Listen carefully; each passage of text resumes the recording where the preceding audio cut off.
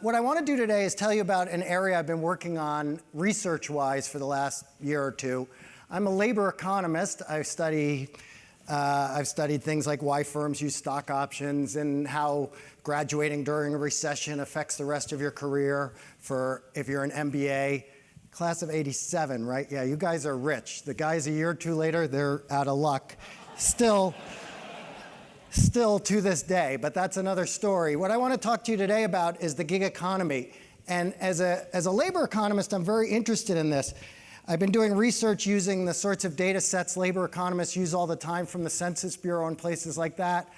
But I've also been very lucky to have some companies that some gig economy companies that handed over data and either asked me to do some work with it or have opened themselves up as laboratories that we can study for research projects. So I'll tell you a little bit about some of that as we go along. And but mostly, or at least a good portion of what I want to talk about is you guys are managers, you're business people. I want to think about, well, what does this mean to you as managers? What's the gig economy all about? I teach strategy classes here, and I'm going to at least spend a little time thinking about, well, what does this have to do with the strategy of your business? So anybody who reads the newspaper has heard a lot about the gig economy, Uber, all these other companies. And it probably has had a lot more influence in the press than in the actual real world. But it is definitely a growing part of our business, and we as labor economists want to understand it going forward. So to inspire the discussion of the gig economy, let me tell you about 3 participants in the gig economy. This is a guy named Alexei. I love giving this talk because Alexei is in the middle of the Ukraine right now, and he has no idea that 100 people or however many here in Stanford are looking at a picture and discussing him. But this is just a guy who does computer software engineer. He lives in a place in the Ukraine that I certainly wouldn't try to pronounce. This is his profile on a website called Upwork. Upwork is the largest online freelancing platform in the world. This guy, you can hire him now to do some web development for you or other things like that. And he will do it for you, charge you $25 an hour. He has great ratings. He's done a lot of work. He's very successful. He's selling his work to people here in the United States. It's opened up an opportunity for him to make money beyond his parents' wildest dreams because they could only sell their labor in the Ukraine. They couldn't sell it to Americans with a lot more money to spend on it, okay? This is a different guy, a very different perspective on the gig economy. I don't know his name. He's in a newspaper article in Bloomberg. This guy lives up in Sacramento. He drives for Uber. At the beginning of each week, he drives down from Sacramento to the Bay Area, spends 4 or 5 days in the Bay Area driving 14 hours a day for Uber, spends the night sleeping in the San Francisco Marina Safeway parking lot in his car. Now, I don't know if you guys are like me, when you read a newspaper article, you feel like they leave out the important parts. They never explain what he does about showering. I'm dying to know that. But okay, on the more substantive issues, he's making more money because he comes to the Bay Area to do his Uber driving instead of doing it up in Sacramento, and it's much more lucrative here. He stays busier, the surge rates are higher, all sorts of stuff like that. So both of these guys are gig economy success stories, and what's interesting about them is, and this isn't true of the entire gig economy, is from a broader labor economics perspective, they're immigration stories. The gig economy is enhancing immigration. How? Well, what are both of these people doing? They're both doing exactly what people who've moved to the United States have been doing for hundreds of years. They're taking their services, selling them in the United States, and then taking at least some of the money and sending it back home. Now, Alexei doesn't even have to move here to do that. Upwork is an immigration platform just as much as it is an actual workplace platform. Uber is less of an immigration platform, but it's exactly the same story. The guy comes down from Sacramento, works in a higher wage area, brings the money home, and his family is better off as a result of it. So those are we're going to talk about other stories, but those are 2 perspectives. Let me tell you about a 3rd perspective on the gig economy. When I do a research project, I like to really get embedded in it. So I've been doing some driving for Uber on the side. It doesn't pay very well, so I'm probably going to stick with the whole Stanford thing, but But I have learned an incredible amount in the process of it. It's been very helpful for the research project that I'm doing. It's been very interesting in many ways. There on the side, you can see I have a really good rating. I'm very proud of that.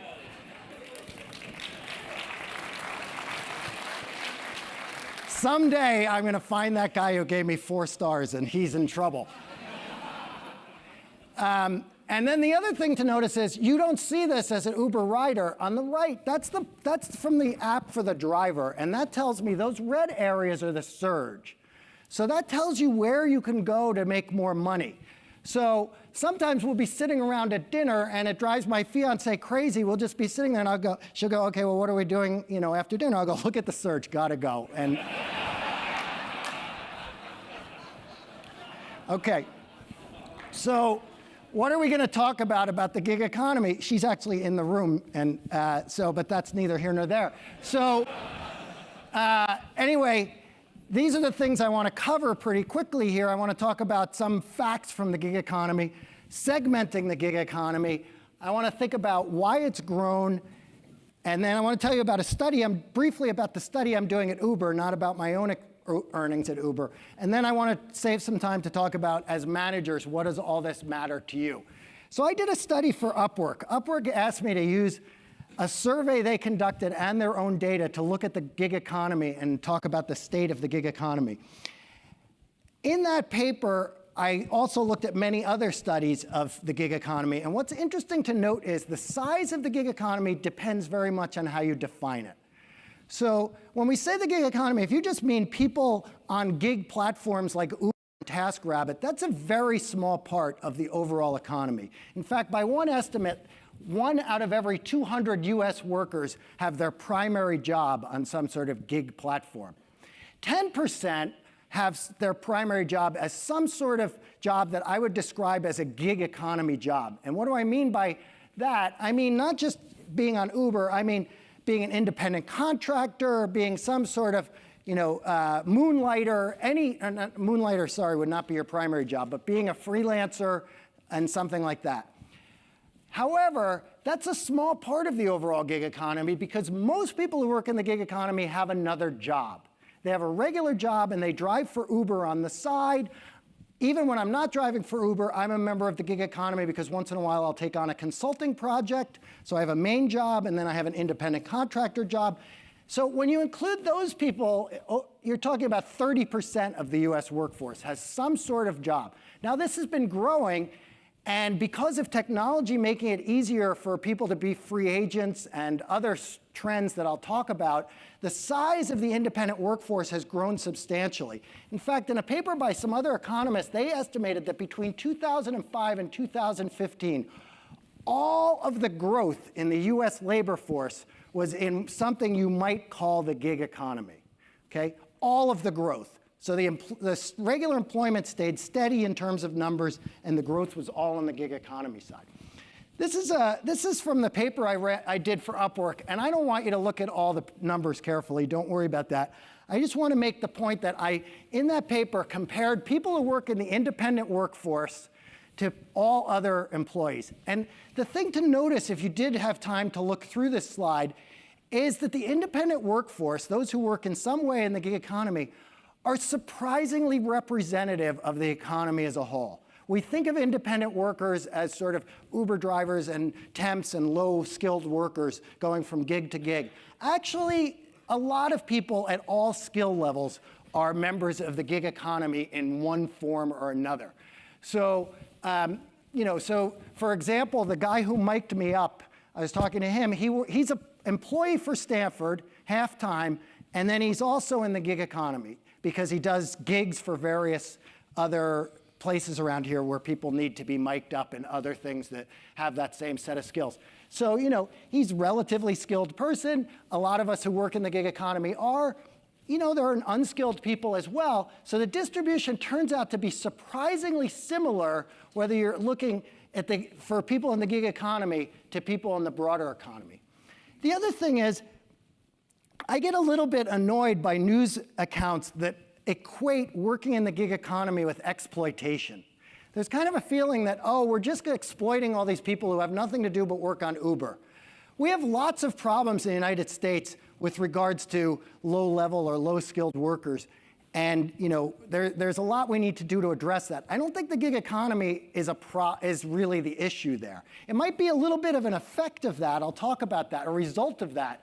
But it's not driving it.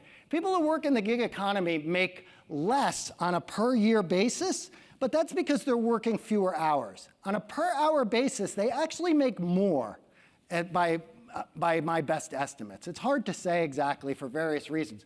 My best estimates are that per hour they make 15% more than those who have regular jobs. Now they have to make more just to break even because they have to pay their own Social Security tax, they don't get benefits and things like that. But at least they're not being exploited in a way that their pay is much lower. And in fact, if you're working in the gig economy by choice, rather than because you can't find a job that you want in a regular employer, you have even a higher premium to working independently. And most of the gig economy are people who work there because they want to, not because they can't get a real job or something like that. And that's especially true now. If you ask people in the gig economy in 2009, are you working this gig job because you want to or because you have to? In 2009, when unemployment is 10, 12%, the answer is because I have to. If you ask them, anybody who wants a job right now can have one. And so the people working in the gig economy want to be working in the gig economy, and they are making a premium relative to what they would be earning for people with similar skills in the rest of the economy. So this is just some distributions. You can see the gig economy workers are in green. This is the distribution. This is, I know it's been a long time since you took data and decisions here at the GSB. This is a distribution of hours per week by people in the gig economy in the green line and people in the regular traditional jobs in the red line. You can see that the distribution is much more spread out for people in the gig economy, whereas they tend to be more sort of 40 hours or something close to that. But so that there's more flexibility and value in that, but the pay turns out to be very similar overall. The lumpiness in this is a little because of the way the survey's set up. I won't get into the details, but the point is that the pay is pretty similar across the two groups. Okay, I've looked at a lot of surveys of the gig economy, of various people being asked who work in the gig economy, why do you work in the gig economy? And I've taken all the answers to these surveys, thousands of answers, and I've done a really detailed text analysis of this, and I've got like this fancy algorithm and big data algorithm to figure it out. And I took all my computing resources available, and I created the following word cloud that really technically gets at what people are looking for. Okay, that's it. If you ask somebody, why do you work in the gig economy? Occasionally it's because I have to, I can't find the job I'm looking for. But in the majority of cases, they say, I want the flexibility. Flexibility comes in many dimensions. It can be, I want to take this week off. I want to get my kids to school. I want to be able to do this and that. But flexibility really drives it. And so technology's enabled a lot of people to become free agents, to live much more flexible work lives. And so that's the very positive side of the gig economy. Now, by the same token, I could do the same word cloud thing and say, well, what don't you like about the gig economy? And again, there's just one answer: instability. If I work in the gig economy, next week I might not get the guy in the back who's doing my mic. I have to say nice things about him or he'll shut me off. If he suddenly next week, those venues he's working at have a slow week, that's going to hit his earnings more than other people. And that can be problematic. So I don't know about him in particular, but for a lot of gig workers, this is a bit of an issue. For a lot, it's not. Either they have a spouse who earns a more steady income, or they have enough in savings that they can buffer those things over a period of time. So, and in fact, I was very careful to use the word instability and not risk. I'm not convinced that it's higher risk to work in the gig economy. It's more unstable month to month, week to week. But the beauty of the gig economy is the downsides are small. If you have a bad week or two, you can bounce back. If the economy dips for a while, you lose 25% of your business. If you're in a regular job and the economy dips, there's a low probability that you get hit with a very bad shock, which is to lose your job entirely. So on the total risk, I'm not that worried about the gig economy workers. But from the variation, it's definitely a cost, as it were, of working in the gig economy. I teach a class here at the GSB with a guy some of you may know, everybody in the Bay Area knows, and since you're GSB alums, you probably know him, you may know him, a guy named Lenny Mendonça. He and I teach a class here on inequality in the United States for MBAs. And in that, when you talk about inequality, a lot of people want to talk about the gig economy, as I mentioned, because they feel like it's people who are exploited. And it's not immediately obvious that the gig economy is making inequality worse. I think it might be a little bit of an outcome of inequality. But here I can give you just a little sense for that. So I already gave you a sense for it with the Uber driver. The Uber driver is smoothing out inequality to some degree because he's taking money from a rich area, which is the Bay Area, and moving it back to Sacramento. That's a very small, going a very small way to undoing some of the forces that are leading to greater inequality in the United States. But on Upwork, you see what's going on there is it's also lowering inequality, but in a different way, not quite in the same way. So these numbers are, again, a little hard to see maybe, but let me just tell you what they say. If I go on the Upwork site, so what is the buyers on the Upwork site are companies or small businesses that are looking for someone to do search engine optimization work, web development work, translation, things like that. If I look at the zip code where those people who are buying services are, they're very rich zip codes. So to be a little more specific, the average income in the zip code of a buyer on the Upwork site is 36% greater than the average income for the United States as a whole. So these are rich zip codes. There are also even more outliers on things like education. The sellers, on the other hand, are very middle-class incomes. So for example, on the income side, the average income in a zip code of somebody who is selling their services on Upwork is 15% above the average in the United States. So it's a little above the middle. And so the point is, what is a site like Upwork doing for inequality in the US? It's helping a little. It's taking money from rich neighborhoods and pushing it to middle-class neighborhoods. It's not doing anything for poor neighborhoods. Not nobody, but relatively few people from poor neighborhoods are offering their services on Upwork. However, we're a global school.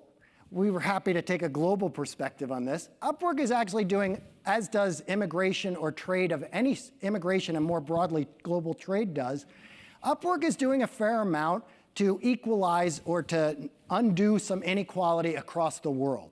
Why? Because guys like Alexei, who come from poor countries, earn a lot more than they otherwise would, and they're getting their money from rich countries. In Upwork, there's just a ton of people doing work in the Philippines and India.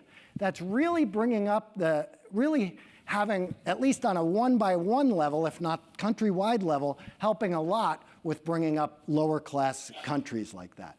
So the gig economy, and in particular globalizing it through sites like Upwork, has the potential to help undo inequality on a small scale. We're not going to solve the problems that way by any means, but on a small scale it can contribute. When I think of inequality and the gig economy, here's the thing where I think we have a real problem. And that's not, these people aren't even gig economy workers, but they get sort of treated like them. They get bunched in with them. People who have on-demand jobs, this to me is a much bigger problem. So the Uber driver may not make a lot of money, the one on the left. She's an Uber driver. She may not make a ton of money, but she makes a decent living. She has total flexibility. She works when she wants to. Everything is at her choice. So in terms of whether she's contributing to inequality, I don't know, but at least she's earning money, and we don't have to think about the conditions of her life. One of the problems with technology has enabled that flexibility for Uber drivers. It's also enabled inflexibility. How's it done that? Starbucks has gotten better about this, so it's a little unfair for me to show you a Starbucks picture because they've tried to undo this. But a lot of employers are getting much better at figuring out their demand for workers on a very short-term basis. So they'll call people the night before and say, you have to be here at 9 o'clock tomorrow. That's very costly to a worker. Right? So the Uber driver has total flexibility. The person working at Starbucks or whatever companies are still doing this, on-demand workers, We see a low wage in that job, but if you sort of thought of it in terms of overall happiness of their job, it's even worse. Because the cost to them of these jobs are very high. They have to find babysitters at the last minute. They have to do all sorts of they have to do other things. So this, I think, is more of a problem than the other thing. So let me talk about one more thing related to inequality, and then I'll move on to more managerial topics. This is a graph from a paper written by a bunch of people. One of the authors is Nick Bloom, who's my colleague here in the Stanford Economics Department. And so what they did is, so let me ask you, before I show you the graph, if anybody figured it out from that graph already, congratulations. You were an R.J. Miller scholar, probably. And so what I want you to do is, what I want you to think about is the following. Do you think that the increase in inequality we've seen in the United States over the last 30 years is more because inequality has grown within firms, that is, CEOs are making more than line workers, that difference has grown within firms? Or do you think it's more because across firms? So the CEO or the middle managers of one company compared to the CEOs and the middle managers of the other company? Well, it turns out it's entirely across firms. So that's what this graph was showing you. So if you look, the top, let's just focus on the yellow line at the top. That shows you the percentage increase in the top 1% of all workers in the United States in the top left. Up there, it shows you the same thing, but done at a firm average level. So I take the average pay at the top 1% paying firms. And the growth in those firms has been exactly the same as the top for all workers individually. So another way of thinking about this is the inequality that you've seen over the last 30 years is because at Stanford, Stanford professors have had administrative assistants for that whole time. The multiplier between our pay has been steady the whole 30 years, okay? But if you compare my pay to an economist at Foothill College where the pay rates are lower, my salary has gone up quite a bit relative to that other person. Why does that matter? Well, why does that matter to the gig economy?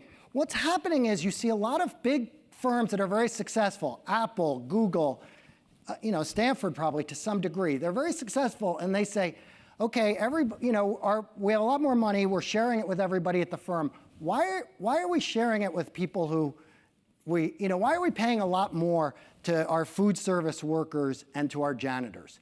And those people get shunted out of these companies. So you see a lot more outsourcing as we go over time and as pay disparities between firms have grown and firms don't want to take the bottom level with them as the salaries within those firms grow. So a lot of those workers end up in the gig economy. Now that doesn't mean they then become free agents and they do okay, but the point is that part of what's made the gig economy grow is this extension of inequality and therefore wanting to make free agents out of people who aren't core to the business. All right, let me change gears and talk about, so I'm giving a talk at the Stanford GSB and nothing's changed since you guys graduated. Well, looking out at you, like 10 years ago, something like that. And so not much has changed here at the GSB. I am still contractually obligated to show you a 2x2 matrix in every talk that I give. So I've followed through on that. So I like to segment the market for independent work along two dimensions. Along the vertical axis, I have online versus offline. The online part is actually still a very small part of this. Uber is huge, Upwork's pretty big, you've heard of these companies, but there's still a ton of stuff that's just done offline. And this is where the microphone guy, Andy, I think his name is, comes in. He's still doing all these, he's doing this work for these other venues where he puts on mics and does other sound work at those places. He gets those gigs by contacts that call him at those places. He doesn't go on some website. That's all going to move from right to left. That stuff will all get done online over time. That's just a matter of slowness and technology taking over and old networks working the way they are. So we know where that's going. The Ubers are taking, and that sort of thing is taking over. To me, the more important issue is the horizontal axis. So I want to ask you to consider the following thought experiment. Put yourself back in the year 2005. So I want you to forget everything you've learned in the last 12 years. Now, I know a lot of GSB students, and I know it's not hard for them to forget things they've learned very quickly. So I want you to go ahead and do that. So go back to 2005, and suppose somebody came to you with the following two options. Would you like to invest in a company that's going to, that we want to build out into a big online freelancing platform for software developers and translators and things like that? Or would you like to invest in a company that's going to enter the ride-sharing business where people are going to drive each other around in their own cars? And I think if you're honest with yourself, you would say, I'd go with the online labor platform or Upwork. I wouldn't have invested in Uber. Well, obviously, you would have been, in hindsight, we all would have been wrong had we made that decision. And if you stop and think about why, it actually becomes apparent that it's just simple economics or labor economics. And why would I say that? Well, what's going on Uber turns out to be what I call commoditized matching in the gig economy. What does that mean? It means an Uber is an Uber. Uber sets you up with somebody. They tell you, here's your match. The person shows up and they drive you away. And sure, when I described it a minute ago, and if you were a venture capitalist, it sounded funny, their own cars and all that. But when people realized that you were taking a product they knew really well, which was the taxi, and you were doing it better and cheaper, it wasn't very hard for them to say, OK, sign me up for that. And we all started driving around in other people's cars very quickly. So that commoditized matching has very low friction. Somebody in the middle just assigns you, you show up with the car, and off you go. The key is the intermediary, the platform, assigns your car, your driver, and it all works very well. Why have the likes of Upwork and Catalent, which is a place to match MBAs to gig-type consulting projects, why have those been slower to catch on? Because there's a lot more friction in the labor market if all I do is introduce you. These sites introduce you to a set of people, and then you have to go through all the trouble of vetting them, negotiating with them, figuring out who's who and whatnot. So what you've done is, instead of taking something we all understand, which is the taxi, and making it better and cheaper, you've taken something we all understand, which is hiring people, and you've made it difficult and weird and different than it used to be. And it's not worse. Over time, we're going to get there. We're going to learn how to hire online, and we're going to get better at distance learning, at distance hiring. But it's going to be slower, and it may not take over the market for employees in the same way that Lyft and Uber have completely taken over the market for taxis. So why would you ever employ somebody from the gig economy? Well, the big advantages are, one is what I call labor arbitrage. If you can have somebody in the Ukraine do a job instead of somebody in Silicon Valley, that saves you a lot of money. So obviously, you want to do that. Choice, I'm going to come back to in a minute. Faster onboarding. But the bottom two, a lot of you have small companies out there. And I would tell you that you guys should be more on the forefront than the big companies in hiring gig workers. Why? Because the fact that hiring gig workers makes it easier for you to downsize or change the workers, the workforce skill you have, and the fact that you can hire partial workers. You only need a half of an SEO specialist. You can do that through the gig economy. Hiring regular workers, you don't have these same sorts of advantages. And so the ability to be much more nimble, I mean, a lot of you have startups. Every one of you has done 4 pivots in the process of running your business. And therefore, you need a different set of skills. Having more flexible gig workers for a lot of those jobs, not for all of them, but for a lot of those jobs, makes those pivots a lot easier. You can get rid of people you don't need anymore, bring on people you do, and you can hire people for partial jobs. If you happen to be a gig platform, this means that small companies are a big growth opportunity for you, because if you get into current startups, they're the ones who, if they get, the thing that's keeping big companies from figuring out how to solve those frictions I was talking about is just they're stuck in their old ways. But smaller companies, as they scale, are going to be much better at breaking down that friction, hiring remotely, and doing all the things that will make the gig economy bigger. So if you have a gig platform, this is a big growth opportunity. Get in on the startups now, and as they scale and need more people, they will remain able to take advantage of the advantages you have to offer. I mentioned that I would tell you about choice. What's another really good thing about the gig economy is it just opens up the possibilities to you. So Alexei and other people like him, not only are they cheaper, but they deepen the pool of potential software developers dramatically. Here in Silicon Valley, that's not such a big deal. The cost savings are a big deal. We have plenty of software engineers around.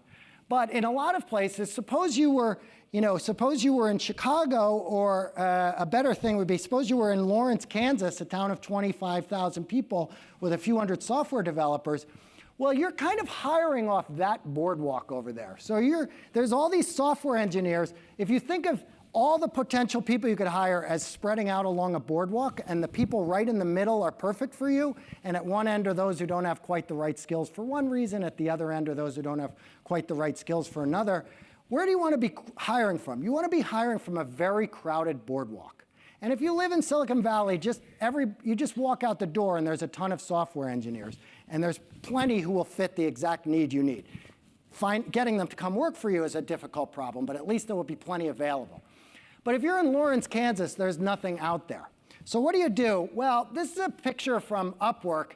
If you only want to hire in your area, of course, you just have the people who are in your area. But if you were in Chicago or Lawrence, Kansas, or wherever you are, you suddenly have 20,000 additional software developers available to you who are thousands and thousands of miles away. So if you're in a smaller area, or even in Chicago, which doesn't quite have as thick a market for software engineers, these online platforms provide a much more crowded boardwalk for you. And there's a lot of value in that. Now, you have to change the way you hire people and the way you work people into your company, but it's something that at least creates a lot of value for you. I want to change gears slightly for about 5 minutes and then spend my last 5 minutes before I take questions talking about strategies. Claudia Golden is a Harvard economist, probably the leading authority in economics on male-female pay differentials. And she said, the converging roles of men and women are among the grandest advances in society and the economy in the last century. Women have really caught up in the workplace, is what that means. I'm going to translate once in a while.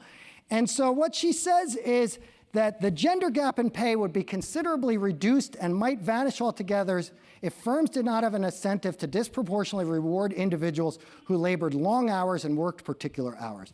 And so there's another word in there she mentions, that jobs are structured and remunerated to enhance temporal flexibility. If you make the job more flexible, women will do better, was the underlying hypothesis of this and many other predictions about the gig economy. So that's what we're studying at Uber. We went into Uber and we said, okay, well, there's no discrimination here. The algorithm is gender blind. And so women and men are going to make the same here, right? Well, it doesn't turn out to be that simple. This is pay on Uber per hour. These are hourly earnings for Uber drivers over the last couple of years. And what you can see is there's a pretty steady 5% pay gap between them. Men driving for Uber make about $1 an hour, or about 5% more than women driving for Uber. Okay? Now, I'm not going to cold call anybody because, you know, it's reunions. You're just here to have fun. But anybody want to take a guess as to why? Why do men make more?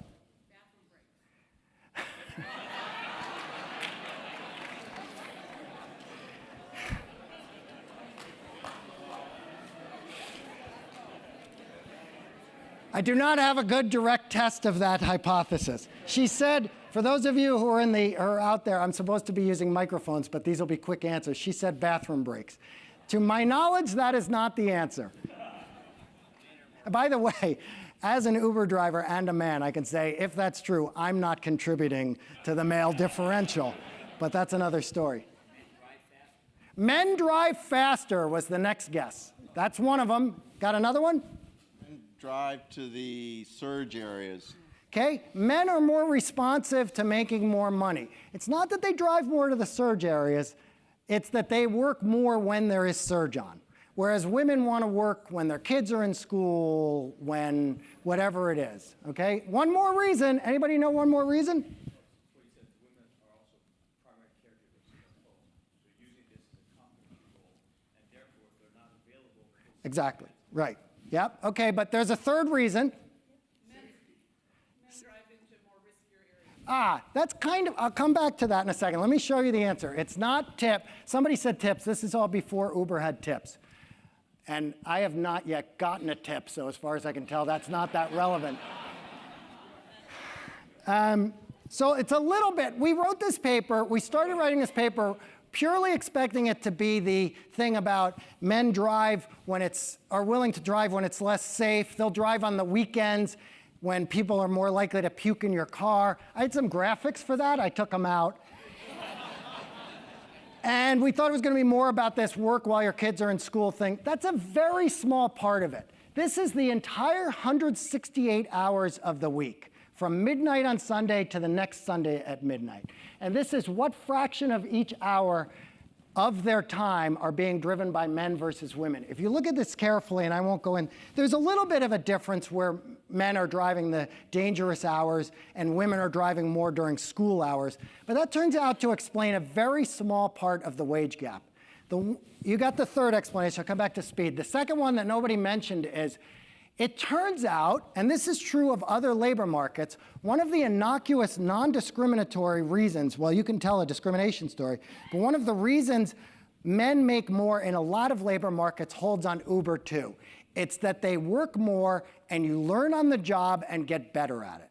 The average man on Uber has driven, I don't know, I'll make up a number, 1,000 trips. The average woman driver on Uber has only driven 500. Turns out this is the average earnings for your first trip up to the average earnings for your 5,000th trip, and you can see there's quite a bit of a learning curve.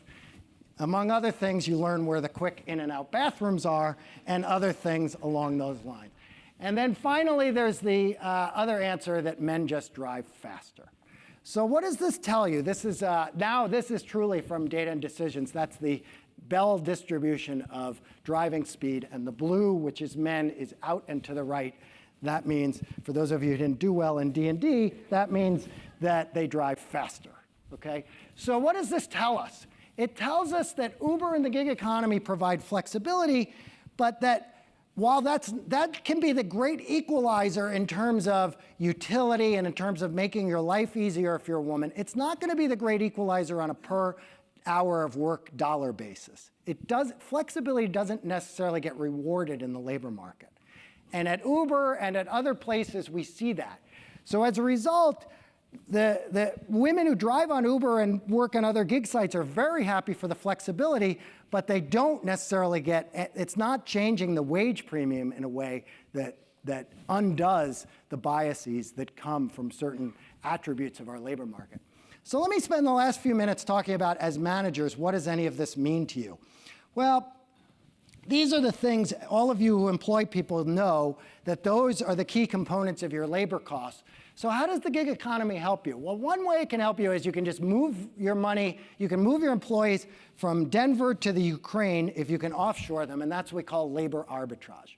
Another thing is, if you just want to ramp up a job quickly, getting somebody in through the gig economy can be very, very quickly done and very economically done, and that lowers the amount of vacancies and it lowers your hiring costs, all of which, as you know, can be very expensive.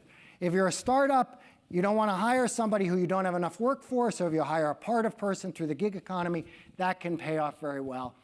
But the problem is, you're hiring a group of people who are by definition transient. These people are leaving anytime they want to. They're free agents. That's what they value. So using them strategically can be very beneficial, but you have to think of it as only those parts of your business where you want to be transactional. So I've talked about data and decisions in other classes. Let me remind you of your core strategy class. I'm going to skip this slide. Remember, your business, if your business is successful, it's because you have a competitive advantage. Right? If you run a business, say to yourself, what is my competitive advantage? What do I have in the way of a capability, resource, or position that's unusual, that's hard for other people to get? And if you don't have a good answer to that question, by the way, you should start looking at a new business model. But if you do have an answer to that question, often it can come down to, I have certain capabilities that are invested in certain people. Well, if that's true, you don't want to go too far on this whole gig economy transactional thing, because those people are not your, if somebody is hired in through the gig economy, they cannot by definition be part of your competitive advantage, okay? I'm going to skip the example of Walmart and whether people can be a competitive advantage, because I just want to point out competitive advantage is about differentiation. Independent workforce is about undifferentiation. It's about very transactional, commoditized labor markets. You should not be hiring any worker through any sort of gig economy type arrangement if that job involves creating or maintaining your competitive advantage. You should be doing it because of labor arbitrage, because you need a skill temporarily to scale up or down quickly, but you should certainly not be doing it. You should absolutely stop before hiring someone through a gig economy job and say, is this something I need? Is this something that sets me apart? Or another way of doing it, I like to, I usually don't like sort of 5 things you can do to change your business type things. But I do want to leave you with a checklist before you go hire somebody off the gig economy. Ask yourself, can I get this same skill cheaper and further away, in which case you do maybe want to think about going into the gig economy. Ask yourself, is it okay if the person isn't here very long? And if the answer is no, you definitely don't want to go into the free agent world of the gig economy. Is there a good chance I'm going to want to get rid of this person? Do they have some specialized skill, not because they're bad or something, but because my needs will change? Does this person have a specialized skill? In that case, sure, free agents are good if they come in and give you some skill you need that everybody else needs as well. Do I just want part of a person? That's when the gig economy can make a lot of sense. And am I looking for a skill that's very scarce and that I'm, like others, just need some of the time and it doesn't set me apart? Then sure, you want to go through the gig economy. So let me just wrap up, and then I'll be happy to stay and discuss questions about this or online dating or anything you want to talk about. So far, the impact of the gig economy has actually been pretty small. If you read the New York Times or the Wall Street Journal, or if you do what I did, I went to a conference recently for temporary help work and spoke there. There, they don't think the impact is small. But if you look broadly in the economy, the impact of the gig economy is still pretty small. But it's growing, and it's growing pretty quickly. And the reason for that is a lot of it can make the economy run more efficiently, and technology is allowing it to be more and more that way. A lot of people have preferences for flexibility that are enhanced nicely by it. There's a lot of potential downsides, volatility. I shouldn't have said risk. I told you I wouldn't say that. But volatility, people feel like they're second-class status, and whether or not there's inequality issues is a different question. But I think as managers, you should think, especially if you're at a small company, about the sort of ways you can use this strategically. And if you're small and growing, you might think about building in a comparative advantage relative to some of your big competitors, a comparative advantage around being able to be very flexible and to quickly up and down scale and bring on skills that other companies can't. So with that, I'm going to leave you. That's my Twitter handle where, with this room, I could easily improve my followers by about 17 times, so go sign up. And thank you very much. I'd be happy to take some questions.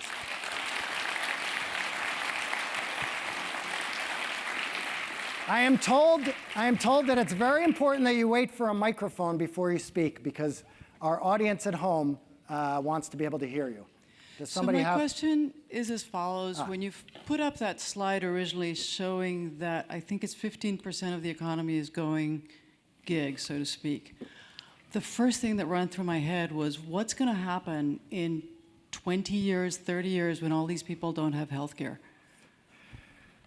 Yeah, so that's a really good question. As the gig economy grows, there have to be some public policy reactions to it.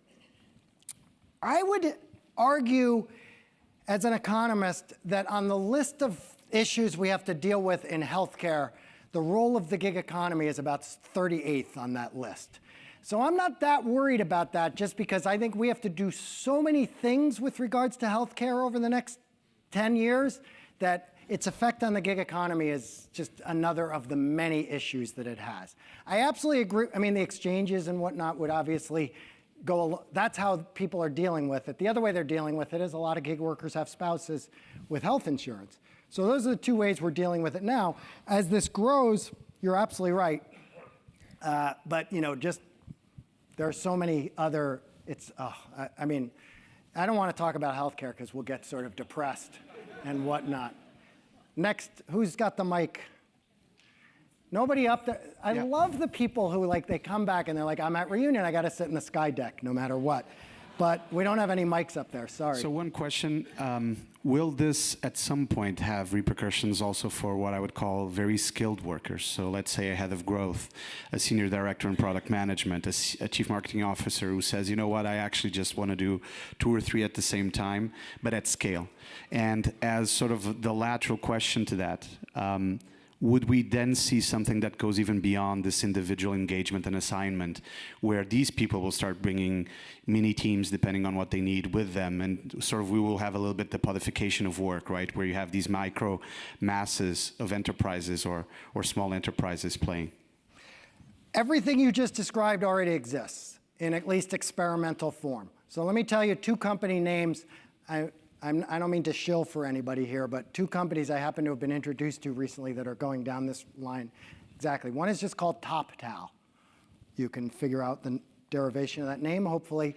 And they're just putting together, they're just looking at free agents, people who want to earn the kinds of money that you would make as a software engineer at a company, but they just want to work independently, either from home or whatever, and they want either one temporary gig or a bunch at one time. And they're making more money than they can make as employees, and they really like it. Now, they can't work on the most exciting thing happening. It can't quite be TopTal.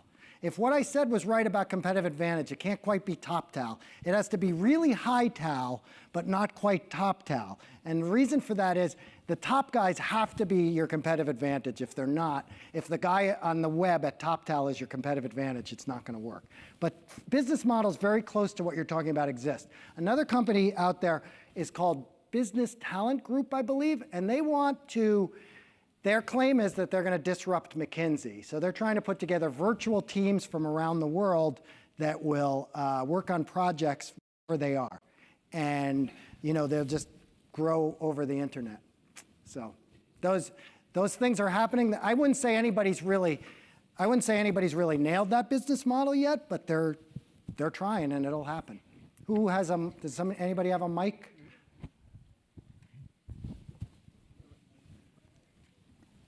So what's the difference between outsourcing and the second category of your gig economy? Which was the second category of my gig economy? I don't know. You had the upper one and the lower one. It's the guy in Europe. Oh, what's the difference between outsourcing and that? That's outsourcing. You're Yeah. outsourcing your software development. Right, and outsourcing has been around for 30 years. Agreed. So the difference is it's growing. The gig economy is about growing outsourcing. Like I said, people have been doing independent work for time immemorial. This is just a matter of technology's making it easier than it ever was, and it's just growing a part of the business. The other big difference is, here's one other big difference. In the old days, you outsourced to a company. You still do that a lot. We outsource to a food service company. But now we also outsource to individuals like Alexi for individual projects. That you didn't do in the old days because it just wasn't as easy to find those people. You did some of it, of course, but the ease with which it's done has grown and will grow more. That matching process will get better and better. Yes, thank you. Part of the reason people go to work is not only for the salary, direct salary, but it's what you call the benefits on the side, which can be very substantial. Unemployment benefit, health cover, and so on and so on and so on. Yeah. The gig economy takes that away from people, right? I suspect. It does, for the most part. So you are basically creating, or you're talking about creating a society where everybody's at risk every day for the rest of their life on no social safety net protection whatsoever. Wow, that was kind of a downer way of putting it, but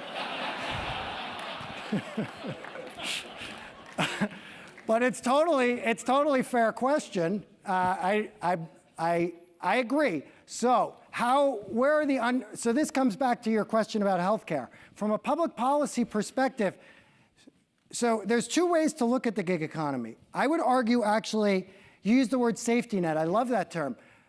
The gig economy is in many ways an alternative safety net. If you lose your job and you don't have all the benefits that you used to have, at least you can go drive for Uber to make a little bit of money, and it's better than just taking unemployment.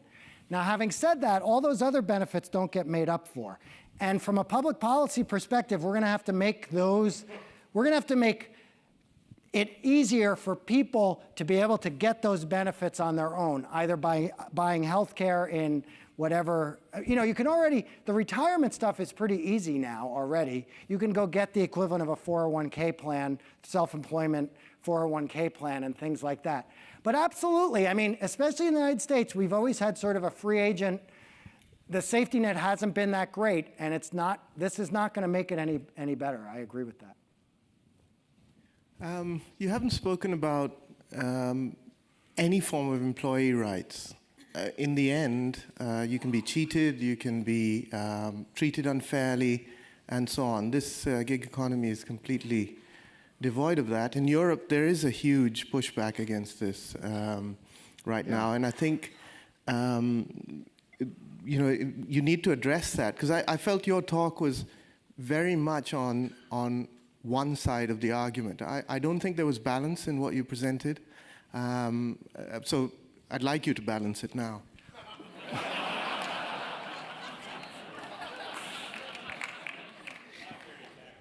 So let me address that in two ways. One is, again, if you ask most people, why do you work in the gig economy, they say it's because they want to. So do they feel exploited?